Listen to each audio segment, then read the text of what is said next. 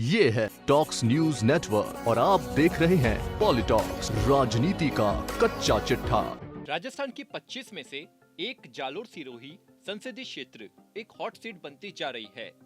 पिछले बार जोधपुर लोकसभा सीट से गजेंद्र सिंह शेखावत के सामने हारने के बाद राजनीति के जादूगर अशोक गहलोत के सुपुत्र वैभव गहलोत को इस बार जालोर सिरोही लोकसभा सीट से मौका दिया गया है।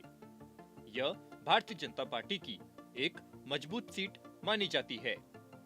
यहाँ बीते 4 चुनावों से बीजेपी जीतती आई है। हालांकि बीजेपी ने इस बार अपने 3 बार के सांसद देवजी पटेल का टिकट काटकर लुम्बाराम को मैदान में उतारा है।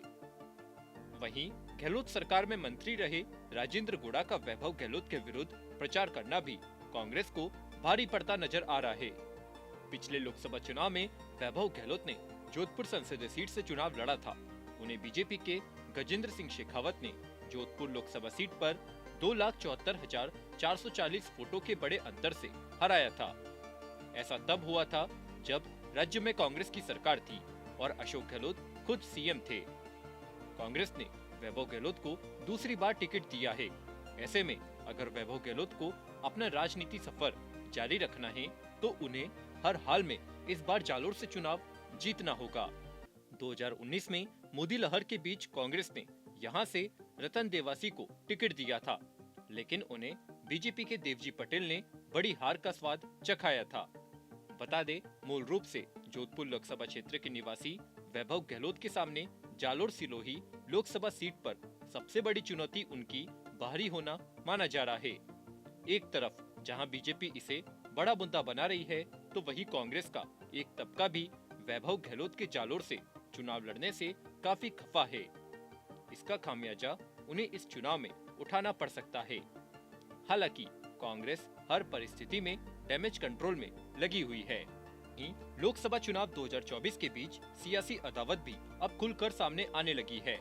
लाल डायली प्रकरण से देश भर में चर्चित और कभी गहलोत सरकार में मंत्री रहे राजेंद्र गुड़ा के जालोर सिरोही से चुनाव लड़ रहे वैभव गहलोत के खिलाफ प्रचार करने की खबर आ रही है। गुड़ा ने विधानसभा चुनाव बतौर शिवसेना उम्मीदवार लड़ा था। गुड़ा ने विधानसभा चुनाव के समय कांग्रेस के खिलाफ जमकर जहर उगला था और विपक्ष ने उसका फायदा भी उठाया था। ऐसे में विधानसभा चुनाव का कर्ज चुकाने के लिए अब वह पूरी ताकत से जालोर सिरोही में प्रचार करेंगे।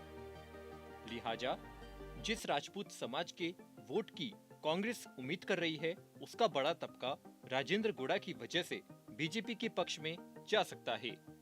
वहीं जातिगत समीकरणों के लिहाज से तो बीजेपी यहां कमजोर नहीं दिख रही। हालांकि लुम्बाराम पूरी तरह से मोदी के नाम पर चुनाव लड़ रहे हैं। ऐसे में वैभव गहलोत का राजनीतिक करियर पूरी तरह से अब अशोक गहलोत के कंधों पर है। जादूगर अशोक गहलोत अपने राजनीतिक कौशल से किसी भी वर्ग को लुभा सकते हैं। अगर ऐसा होता है तो लुम्बाराम के सामने वैभव गहलोत परेशानी खड़ी कर सकते हैं। पॉलिटॉक्स ब्यूरो, जयपुर। ये है टॉक्स न्यूज नेटवर्क और आप देख रहे हैं पॉलिटॉक्स, राजनीति का कच्चा चिट्ठा।